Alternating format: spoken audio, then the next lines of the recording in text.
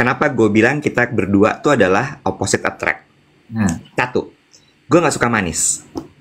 Iya. Iya, gue tuh asin. Jadi kalau Dave mau nunjukin kue pukis, kue tart, kue bakpia, ya, es krim, coklat, itu gue kan kayak oke gitu. Kesannya kayak gue nggak tertarik karena memang nggak tertarik. Gue tuh tim asin. Iya, lu sama kayak Angie kan, sukanya Iya. asin. Tapi begitu dia nunjukin, "Pok, gue nemuin risol enak." Gue gini, di mana tuh risol? Gue gitu. Iya, dan gak akan pernah terjadi orang gua gak suka asin. Nah, ya. Atau misalnya dia bilang ini, "Pok, ada bakwan jagung enak banget." Nah, gue bergerak tuh, di mana tuh dapatnya? Gitu. Dan gak akan pernah terjadi orang hujan bekelir. Gue mah gak I don't appreciate salty. Iya, sama ketika gue bilang, "Pok, gue nemuin ada bakwan enak banget." Dia akan diam aja. Ya kan? Mungkin kita cuman ketemu di satu titik. Yaitu Bubur ayam. Ya, begitu bubur ayam kampung, kita berdua langsung di mana gitu ya? Iya. Ya, Iya. Kita tuh bener-bener di opposite attract. banget lagi opposite attract lagi. Dave itu emosian, gue alhamdulillah agak bisa ngerem. Dia tuh gampang banget dicolek sebenarnya orangnya. Bener nggak tapi? Baiklah, penonton di studio dan hadir tamu kita berikutnya, Elsa Pasaka. Mari Bu Elsa. Ya, Bu Elsa ini bukti nyata yang menjadi bumper emosi Pak Iwet di kantor ya. Disebut namanya. Jago menahan emosi. ABCDEF you. Itu ada chapter khusus sendiri tuh ngebahas soal Elsa Pasaka tuh, soal partner kerja di kantor. Itu menurut gue kayak harus ada tuh pembahasan ya, sparring partner di kantor, karena menurut gue kita berdua tuh sparring partner yang baik, Bo. Kita berdua Dalam pekerjaan ya, kita berdua pun tuh sparring partner menurut gue. Dalam artian gini, kemarin Dave tuh bilang gini sama gue, aduh kebahas deh jadinya.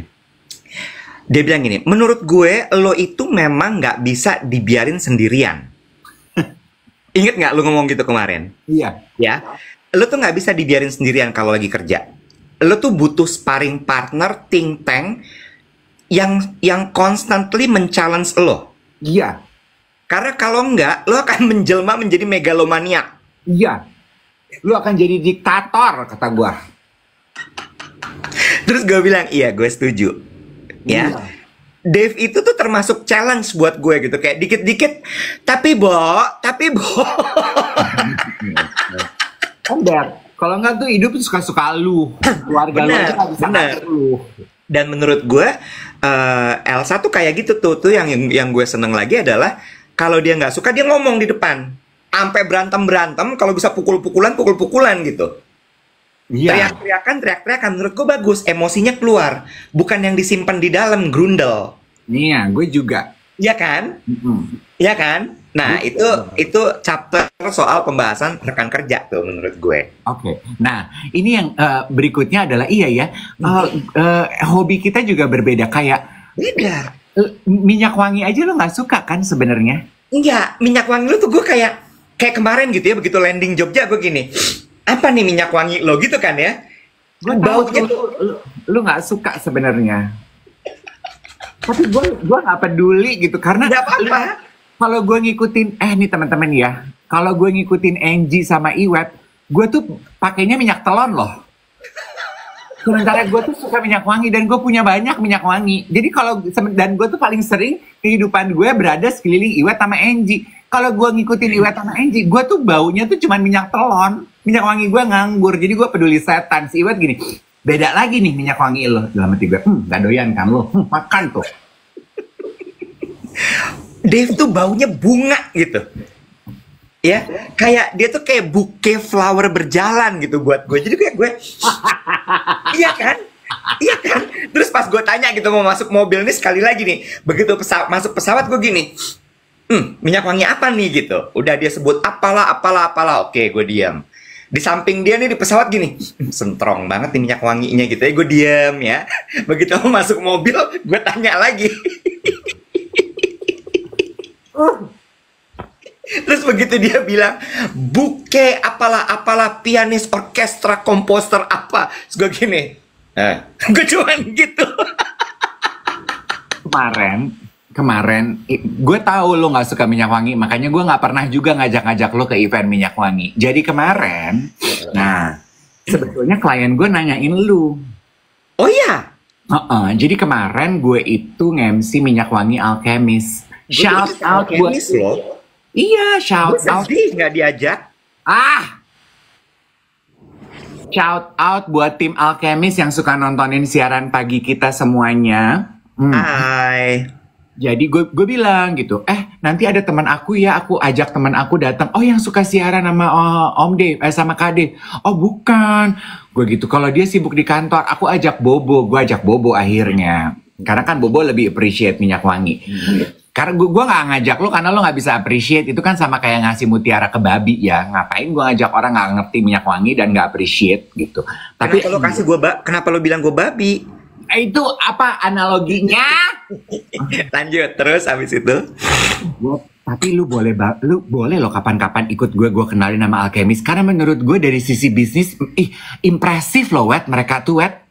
Gue nggak tahu yang punya siapa. Ya tahu. Oh ya, karena sampai kemarin gue nggak dikenalin sama ownernya. Gue tuh berharap gue akan dikenalin, tapi kayaknya ownernya tipe yang nggak mau nongol. Jadi gue tahu. Gue cuma dikenalin sama CEO-nya, sama orang apa PR apa gitu ya. Nah CEO-nya aja lebih muda dari gue. Semua timnya kayaknya seumuran ponakan gue. Aduh, tapi gue suka sekali dengan cara kerja mereka, Wet. Santuy. Aduh, I like it. Dan menurut aku, mereka tuh go global banget loh. Visionnya tuh go global banget, Wet. They truly elevate perfumery lokal to a whole new standard, for my opinion. Hebat loh. Orang Makassar yang punya. Masa? Tapi ya, harus dipungkiri ini part dari pembahasan atau chapter atau topik apa tuh kalau orang yang dengan benefit apa namanya? Apa sih? Apa tuh namanya, kok vulnerable? Kalau orang yang lahir privilege. Privilege dalam artian gini, memang they do travel a lot. Lalu kemudian mereka memang wawasannya sangat luas karena memang terpapar dengan apa ya? They do travel a lot. Lo tau lah kalau orang travel a lot kan mereka melihat banyak hal. Iya kan? Sehingga itu yang kemudian mereka bawa ke dalam produknya. Gitu. Nah, terus kemudian waktu itu tuh kan gue beli, Bo. Jadi pertama kali gue tau Alchemist itu waktu Alchemist kolaborasi sama Jerome Kurnia. Out West. Yes, gue suka banget. Terus gue kaget, ini kok packagingnya lucu banget, gue bilang. Ya kan, packagingnya lucu banget kan, boxnya bagus gitu kan ya. Terus kok menggambarkan kayak dunia yang perpaduan planet sama apa gitu. Gue pakai, baunya enak, gue suka kan, kayak agak oud gitu-gitu kan baunya kan. Terus, by the way lo tahu kan kalau oud itu paling bagus dari Indonesia namanya Gaharu. Tahu. Ya, Gaharu Kalimantan tuh terbaik. Lanjut. Abis itu, waktu itu mereka pameran di Senayan City. Gue beli 2. Murah kan? 300.000 apa berapa gitu minyak wanginya ya. Sebenarnya kalau untuk perfume lokal itu tuh nggak dibilang murah juga, Wet. Tapi agak mahal. Kantong lo itu murah. Ya. Lanjut. Gue beli 2 gitu. Terus gue tanya, Mbak, ini tuh tokonya di mana? Terus dia bilang kita belum punya toko, Mas, gitu. Oh gitu, kita dari tempat pengiriman. Terus gue nanya, pengirimannya dari mana? Menteng. Terus gue gini, siapa? Nggak banyak kan, Bo, orang yang bisa narok gudang di Menteng. Ya. Iya dong, gue gini, siapa gerangan gitu kan? Terus abis itu gue masih kayak siapa yang punya, dia nggak bilang karena aku nggak tahu mas gitu. Udah, abis itu udah gue beli lah, bla bla, gue pakai, akhirnya ketahuan lah yang punya siapa. Oh, siapa, Nek? Ya nggak mungkin gue sebut di sini, orang dia juga nggak pengen ketahuan kan? Oh, jadi emang dia ownernya nggak pengen muncul. Enggak banget. Tapi dari situ gue tahu gitu bahwa kenapa produk ini begitu bagus, dijagain banget. Mereka sebelum koleksi yang launching sama lo ini tuh sampai bikin film loh. Oh ya? Iya, dan bikin film pendeknya tayang di YouTube kok. Film pendeknya ini yang bikin Palari Film. Oh, oke. Kebayang nggak lo? Serius gitu, bukan yang ece-ece. Iya. Kelihatan sih mereka sangat menjaga image brandnya tuh kayak apa ya gitu, kayak cara mereka pilih KOL, cara mereka pilih influencer gitu tuh terasa gitu, web mereka tuh terkurasi dengan baik. Nah, dan yang gue demen dari timnya Alchemist ini kan, kemarin ini kan gue sempat dikontak tuh sama tim PR-nya. Mereka mau ajak gue ke Grass. Ya. Minyak wangi yang sekarang ini kan dibikinnya di Grass. Grass tuh? Grass tuh di Paris. Oh oke. Terus? Mereka mau bawa gue ke Grass, tapi tengah-tengah tuh tiba-tiba ngilang, nggak ada kabar.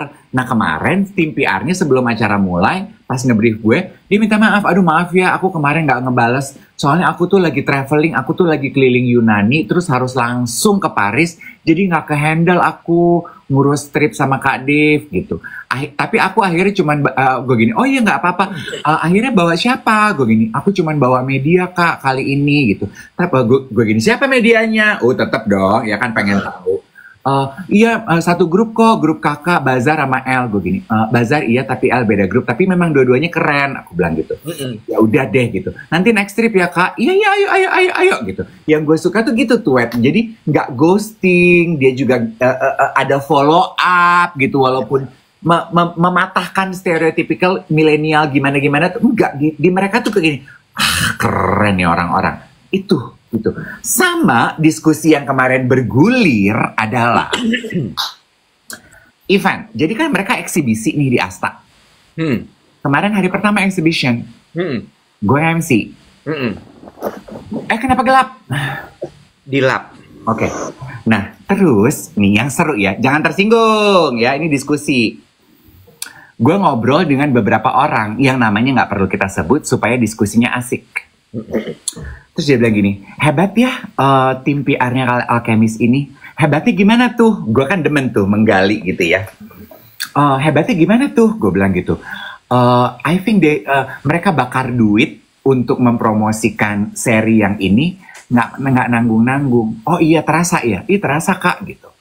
Terus event hari ini juga menurut aku kurasi orang yang datang keren. Gue gini, kerennya gimana tuh menurut kamu? Jadi kita ngobrol bertiga, 4 sama gue. Kerennya gimana tuh?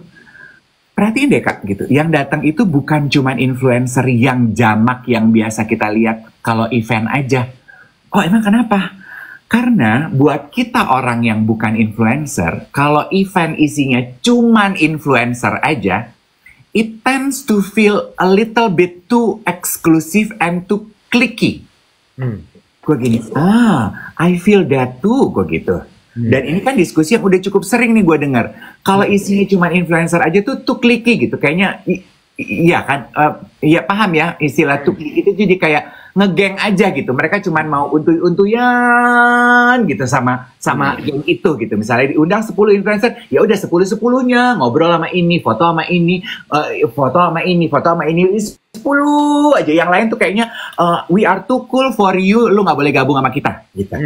Nah kalau Alchemist kemarin orang agency ada, orang media ada, VIP customernya ada, terus kliennya dia ngundang vendor-vendornya, bos-bos apa dateng gitu.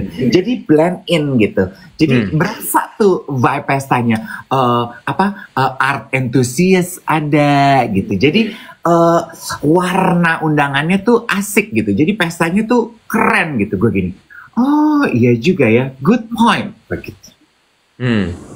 Gitu. Gue tuh jadi pengen bahas sama lu. Ih, hebat tuh. Jadi memang pesta yang dinilai sukses buat gue adalah yang bisa memberikan kemajemukan undangan. Gue setuju. Gue setuju. Itu berhubungan juga sama ownernya yang memang artinya pergaulannya luas. Dan itu juga ngeliatin sih. Gue mesti hati-hati menggunakan katanya. Apa tuh? Hai Ivan, selamat pagi. Morning Neva. Stratanya, Bo. Balik lagi ke privilege tadi, Dave. Iya nggak? Karena memang dia ada di kelas sosial tertentu, si ownernya ini, makanya dia bisa kayak art enthusiast dia dapat. Iya nggak? Selebritinya dia ada mungkin. Ibarat kata tuh orang puyeng nampol, orang biasa juga kena gitu. That's it. Iya nggak sih? Ya. Iya kan? Karena menurut gue ya, pada akhirnya nih balik lagi ke bisnis, balik lagi ke brand gitu ya. Lo memang bergantung kepada siapa pentolannya, tau nggak lo? Oke. Iya kan? Kalau emang pentolannya itu memang seluas itu akan bisa nangkapnya banyak banget. Oke. Tapi kalau misalnya memang ya cuman di situ aja dia, ya itu akan segitu aja udah. Oke. Dan juga berhubungan sama dari DNA brandnya. Memang dia memposisikan brandnya tuh di situ gitu. Gue nggak bilang salah ya kalau misalnya misalnya memang dia maunya mass gitu sehingga mass banget, nggak salah. Oke. Iya kan? Iya betul. Iya betul, tergantung DNA brand. Yang patut diacungi jempol adalah sebetulnya konsistensi mereka mempertahankan DNA brandnya untuk brand lokal. Betul. Betul. Kayak misalnya gini, biar kita fair gitu ya. Oaken tuh kan juga bagus. Oh ya. Bener kan? Oaken tuh kan juga bagus. Dan Oaken itu memang memposisikannya adanya di kelas edgy. Ya. Right? Hipster, puyeng, itu tuh adanya di situ gitu. Iya. Yes. Ya kan? Adanya di bright spot. Terus dia kalau pameran tuh tempatnya di mana. Karena memang ownernya kan begitu. The hipster, the cool kids. Very artsy. Iya betul. Kalau Oaken tuh arahnya ke situ tuh menurut gue. Iya kan? Artsy. Yang pengen begitu juga menurut gue Layer. Ya, bener. Jadi balik lagi, ini ngomongin sedikit soal marketing gitu ya. Kan ada istilah branding ya, Bo ya. Branding itu berhubungan sekali sama ownernya. Dan ini berhubungan sama buku The Why yang lagi pada dibaca sama geng duet. Ya. The Why itu sangat ngikutin foundernya. Oh gitu. Banget. Contoh Apple. Right. Apple itu kan sebenarnya jualannya sama, Bo. Handphone, komputer, bener nggak? Tapi yang membedakan dia dengan komputer lain, dengan handphone lain, is the why. Yang mereka jual tuh revolusi, sesuatu yang breakthrough. Itu kan di buku The Why itu dibilang gini, mereka nggak pernah bilang jualan MP3 player. Waktu iPod keluar ya, mereka nyebutin adalah 1000 songs in your pocket. Sementara di zaman itu kan orang mesti pasang CD, mesti pasang kaset. Terus mereka gini, gimana caranya ngantongin CD segitu banyak, kaset segitu banyak di dalam kantong. Tapi ketika lo muncul adalah 1000 songs in your pockets, orang berbondong-bondong beli. Bener nggak? Iya. Dan mereka nggak nyebut it's a laptop, no, it's a MacBook. You know? Nah itu tuh yang kayak gitu-gitu tuh. Itu berhubungan sama promise. Di situ branding keluar. Kan branding itu promise, kan janji dari sebuah perusahaan. Branding itu sebetulnya adalah sebuah janji. Betul. Makanya gue kemarin nanya sama lo, di-perceive sama orang, menurut lo tuh seperti apa? Mas Iwet. Because it's your promise. Oh gitu. Iya, nanti itu yang akan lo turunin terus ke bawah. Karena lo nge-keep janji lo terus gitu. Gue udah dapet tuh perceive image yang lo tanya. Nanti gue share pas ketemu ya. Itu dari gue kumpulin dari kalimatnya PR-nya Alchemist terhadap ketika dia menjelaskan gue. Anyway, gitu. Ya. Lu ini ngomongin branding lagi ya sama DNA ya. That branding is a promise. Lu udah pernah ke butiknya Lelabo di Asta? Nah, tadi gue mau cerita Lelabo. Kenapa? Ya puyeng tuh ya itu. Ya, lu tahu kan itu awalnya gimana? Kan sebelum masuk situ kan gue gini, Bobo gue pengen cium Lelabo dong di Jakarta, gue pengen lihat. Lu udah pernah belum ke tokonya Lelabo gue gini? Udah dong, di London sama lo, di Korea gue sendiri, gue bilang. Sama kayaknya di Jepang enggak. Di Korea gue bilang gitu. Oke, jadi lo tahu ya apa yang akan lo dapatkan di tokonya? Tahu, gue bilang gitu. Masuklah gue ke Asta. Nggak ada orang yang nyambut kita. Terus? Nggak ada sales associate. Terus? Pintu belakangnya kebuka. Ada 2 cowok gitu ya, mas bro gaya skena asoy gitu ya. Gue pikir dengan kita bertiga masuk ke dalam butik, dia akan berdiri nyamperin kita di experience counter. Enggak loh. Terus? Dia sibuk aja melakukan apa yang dia lakukan, cuci tangan, ke belakang, ngambil kertas, apa dia cuman, halo, gue gini, halo. Enggak. Mulai bingung dong. Ini apa sih gitu ya? Gue mulai nggak ada yang ngelayanin nih gitu. Terus? Gue tuh cuman gini, lu nunggu apa nek? Gue explore. Gue gini, nggak ada yang bantu ngejelasin apa nih gitu. Nggak ada kok. Udah kita diemin aja gitu, dicuekin. Nah gue agak kaget sih Wet, karena seingat gue, waktu gue pergi ke tokonya di London sama di Korea, mind you, tokonya di London sama di Korea yang gue pergiin itu cuman sepertiganya yang ada di Asta loh. Jadi emang kecil banget, Web. Gue tuh begitu ke experience counter, ada sales rep-nya yang bantu. Can I help you? Do you know what you're looking for? Gitu-gitu. Can I indulge you to try our city collection? It's new. Gitu. Ini nggak ada. Nggak ada. Sabar, terus penekanan punctuation. Gue kayak beda lagi tuh. Apa emang kayak begitu ya? Nggak tahu, gue belum berani komentar. Gue mesti nanya dulu, gue mesti cek dulu. Kata Bobo emang begitu. Kan ini lab ceritanya. Jadi lu hold on. Sebentar, guys. Jangan membuat kesimpulan dulu. Ini langsung pada, parah banget, putar balik aja, nggak sopan ini. Sabar, tenang.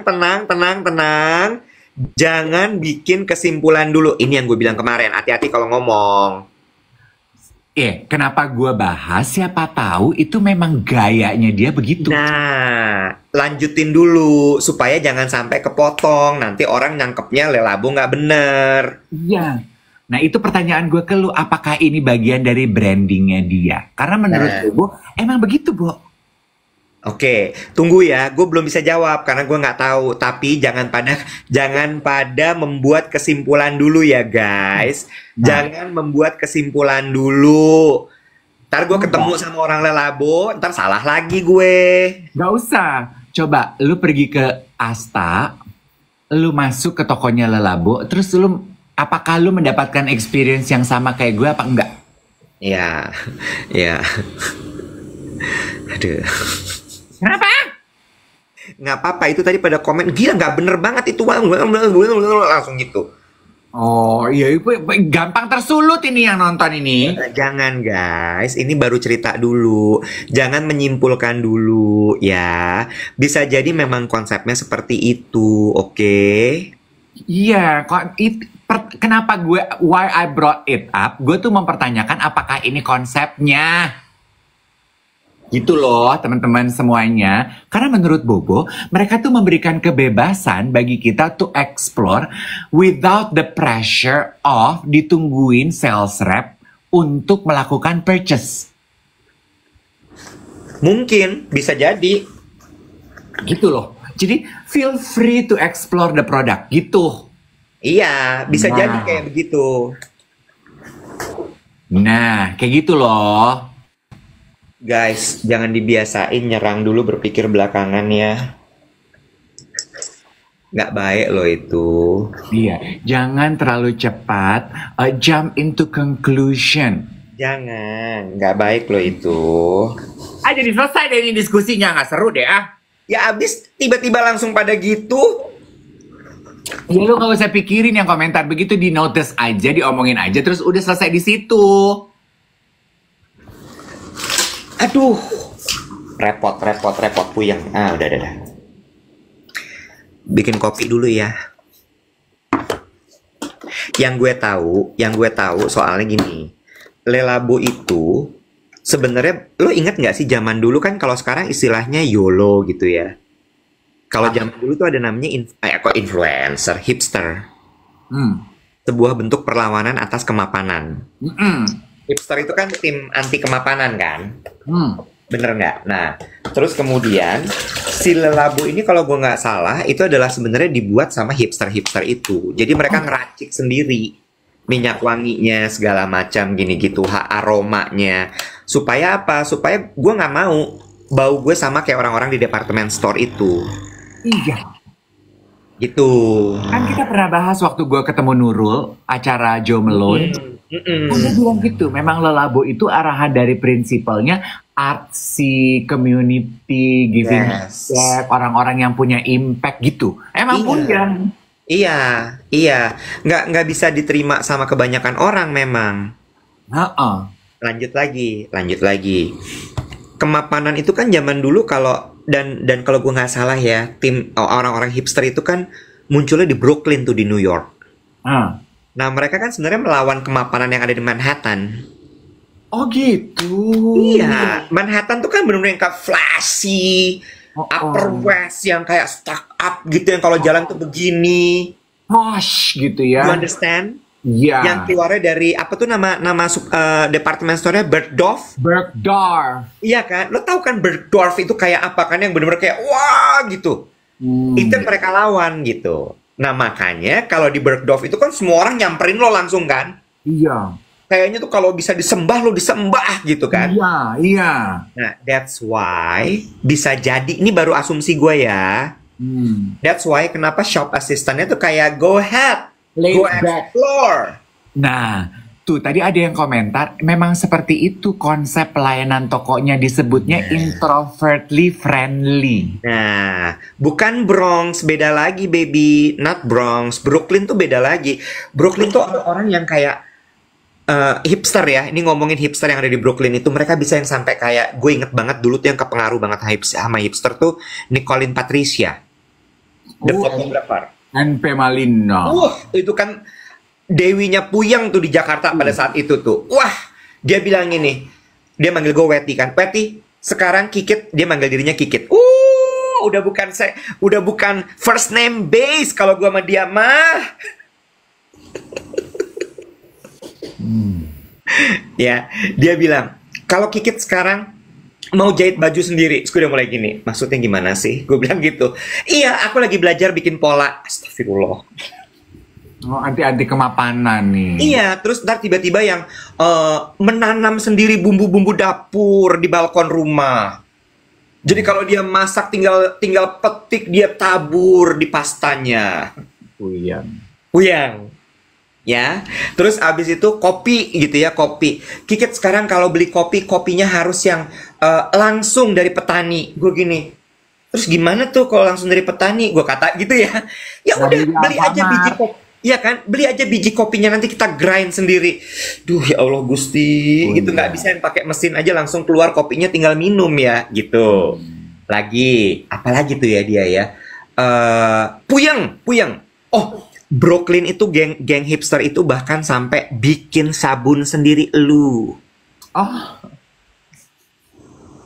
hipster. Oke. Iya. Oke. I get it. Makanya kan si Le Labo itu kan bentuknya kayak ini kan, kayak labelnya tuh ditulis tangan gitu nih, namanya apa gitu kan. Nah, coba ya teman-teman yang tinggal di Jakarta ya, kan kita kan hidup tuh seneng collecting experience ya. Mampir ke Ashta, mampir deh, supaya you get the experience that we're talking about. Ada yang bilang, Eji bilang, NPM diajak live dong kak, cerita-cerita Puyeng hidup media. Dia kalau diajak live jaim. Iya, ingat anak-anak Puyeng itu cuman bisa jadi Puyeng ketika mereka nyaman. Bener. Lu ketika dibawa begini dia cuman gini-gini aja pasti. Iya, heeh. Gak asik. Nggak asik. Anak-anak puyeng itu cuma bisa nyaman ketika mereka nyaman. Walaupun udah mulai banyak ya beberapa anak puyeng Jakarta yang muncul satu-satu di TikTok, lu perhatiin nggak? Siapa aja? Lah, Iwet, itu dosen fashion Dino Agusto apa kalau bukan anak puyeng? Puyeng. Itu puyeng. Dena Rahman apa kalau bukan anak puyeng Jakarta? Puyeng. Ada satu lagi tuh, aduh, Abang Prakasa tuh, aduh siapa ya sekarang namanya? Oh, Abang. Iya. Dia lagi ganti nama kan? Aduh gue lupa ya siapa namanya. Iya. Gue tahu. Puyeng. Itu apa kalau bukan anak puyeng Jakarta yang? Puyeng.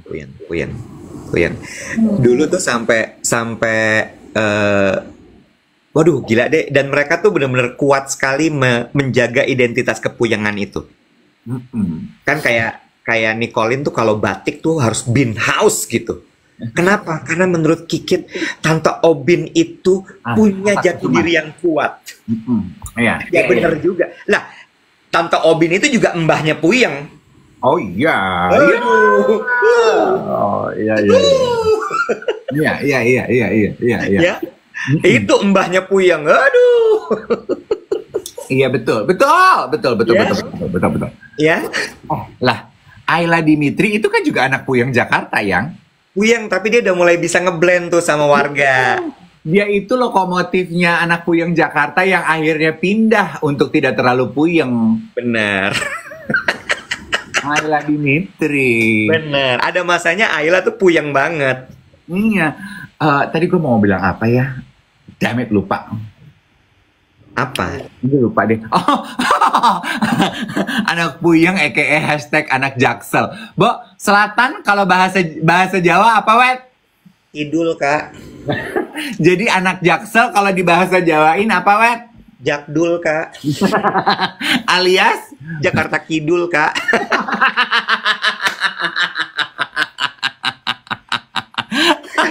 Mendadak nggak keren ya, Kak ya? Singkatannya bukan Jaksel tapi Jakdul. Kowe kongko to? Iya to kongko mbek kanca-kancaku anak-anak Jakdul. Apa kuwi Jakarta Kidul? Anak Jaksel. Jakdul, Kak. Aduh, Tuhan ampun deh. Tapi lucu tuh kalau misalnya sampai anak-anak Jakdul itu benar-benar ada gitu ya, yang perpaduan antara Jawa dan Kemenggris, lo kebayang nggak? Ngomongnya medok tapi campur sama Inggris, itu juga puyeng tuh. Mbak kongko nangen di nang coffee shop. Oh my god, sure. Ini cocok loh jadi anak gaul begitu. Which coffee shop? Iku loh, nang cedak warung Pak Chandra. Oh my god, totally. Uang ini kowe Pilates oh. Bar Pilates apa? 115. Oh my god, you're so lit. Hikmah pisah ya sampean yo jelas toh. Jakdul loh iki. Warga Jakdul, yes. Lu aja tuh mempopulerkan Jakdul, lu kan anak Jakdul. Jakarta Kidul. Ber. Katanya gitu kan, ada meme-nya tuh ya di TikTok. Kalau starter pack anak Jakdul gitu ya, pilatesnya di Cardea. Kan? Bener nggak? Ya. Oh, gue tahu anak Jakdul tuh siapa? Siapa? Rania Yamin. Nah, Pakai kain tapi Jakarta Kidul. Ya. Ya, itulah personifikasi dari Jakdul. Keturunan Keraton Mangkunegaran tinggal di Jakarta Kidul. Nah, itu puyeng. Rania Yamin. Nah, Rania Yamin itu Ayla Dimitri 4.0 gitu ya. Bener. Ya, pakai kain kemana-mana, pakai kebaya apalah, tinggal di Jakarta Kidul, mencampur bahasa Jawa dengan bahasa Inggris. Oh, bener. kain-kain warisan leluhur dari warisan Mangkunegaraan dia dikombinasi dengan kebaya-kebaya yang dia beli di Blingharjo. Pasar Klewer karena dia asal dari Solo. Bukan lagi. Rania Yamin adalah personifikasi dari Jakdul. Iya betul, Jakarta Kidul. Iya benar. Nah Rania Yamin cocok tuh ya di Lelabo gitu tuh dia kayaknya ngeblend ya kan. Lo bayangin gitu ya, ada sesosok perempuan lagi sniffing pakai kebaya sama kain Mangkunegaran gitu ya, sniffing diam kayaknya jalannya tuh melayang gitu ya. Sebenarnya gue tuh kurang cocok masuk Lelabo ya, Bo. Gue tuh pengennya kan tipe-tipe OKB gini kan, pengennya masuk toko tuh disembah sama SA ya kan. Itu dah. Itu makanya lo celingak-celinguk karena lo tuh gayanya Bergdorf. Iya. Ya, cita-cita lo tuh tinggal di Upper West. Nah, kalau Lelabo gitu nggak peduli tinggal di Upper West. Upper East, kok Upper West? Kemarin gue ketemu Wangsit di acaranya Alchemist. Nah, terus? Wangsit Firmantika. Itu juga Puyeng tuh. Itu juga Puyeng. Nah, ya. Terus gue memuji Wangsit ya. Wangsit juga kreator di TikTok. Gue memuji Wangsit, gue gini, Wangsit kamu kurus banget, hebat banget. Aduh apa sih Mas Dev gitu. Gue gini, hebat karena kamu mengurus, nggak pakai obat, nggak pakai suntik, nggak pakai operasi. Purely mengganti gaya hidup. Betul. Iya kan, gue bilang ini kamu hebat loh. Terus ini yang gue mau share sama lo. Tapi Mas Dave, aku tuh I have also a confession to make, dia bilang gitu. Aku tuh tadinya orang tidak terlalu percaya diri ngomong di depan kamera. Makanya konten-konten aku tuh awalnya tidak terlalu banyak yang aku frontal ngomong ke kamera. Nah, semenjak aku jadi tamu di siaran pagi Mas Dave sama Mas Iwet, masa dia berubah? Dia bilang gitu, aku banyak belajar tuh dari cara kalian ngobrol sama aku, dari cara kalian mewawancara aku. Dan semenjak itu, aku jadi melatih diri aku untuk lebih berani bikin konten full on ngomong ke kamera. Oh ya. Dia bilang, iya jadi so thank you ya gitu. Oh ya sama-sama Wangsit gitu. Terus tapi dia gini, ya semenjak itu engagement agak turun sih, tapi nggak apa-apa.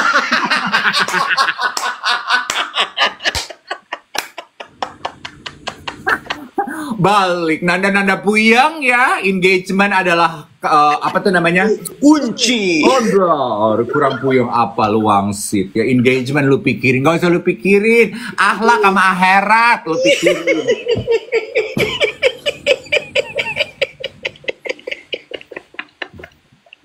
Aduh no, lu sana suruh ngojek. Dikasih helm. Paham ya? Paham Kak.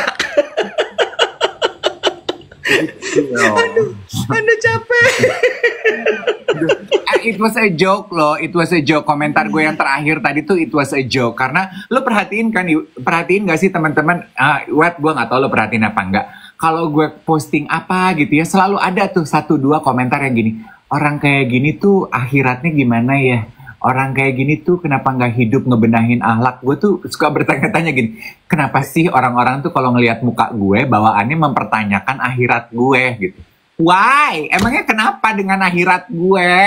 Gue juga nggak membebani lo, gue nggak gelayutin lo, ngurusin akhirat lo. Kenapa lo repot banget maling ngurusin akhirat gue? Capek. Oke, Cil. Gue jadi pengen ke Lelabo hari ini, pengen ngecek dah.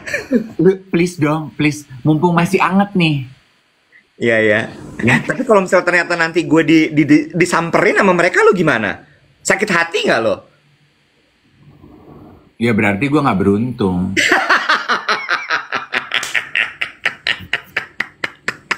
Kita bikin social eksperimen ya. Coba yuk guys, kita ke Lelabo, kita cek ya. Siapa di antara kita yang disamperin sama shop assistant ya.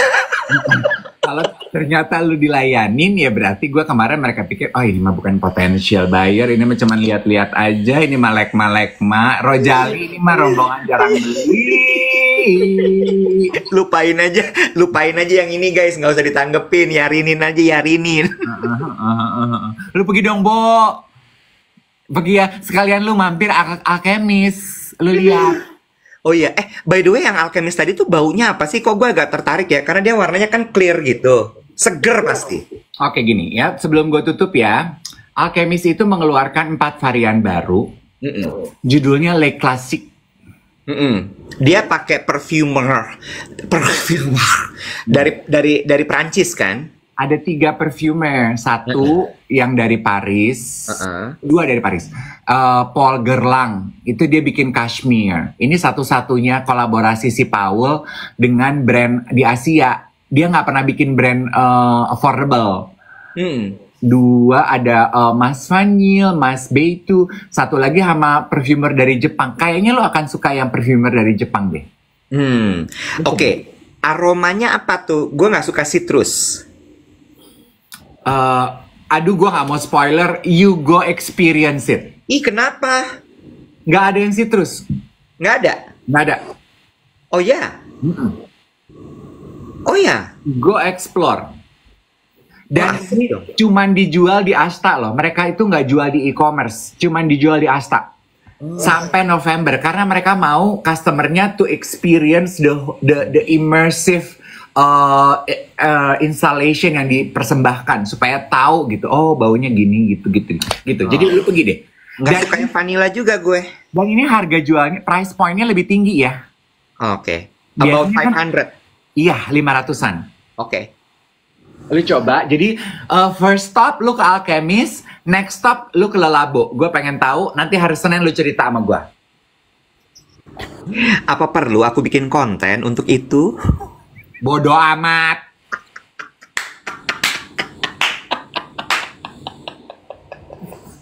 Totonya gue bener-bener disambut. Ya kalau lagi sambut sama tim Alchemist ya berarti. Nggak, kalau Alchemist udahlah, kan kita lagi bahas Le Labonya. Oh Le Labo. Oh, please dong Bo, gue pengen tahu deh nek. Masuk dong. Mereka kan kemarin habis bikin event kan. Bikin eventnya aja sama Ernanda Putra. Iya. Kurang puyeng apa? Wow. Diundang loh. Enggak dong. Siapa lu? Biar Sadar posisi. Oke lah.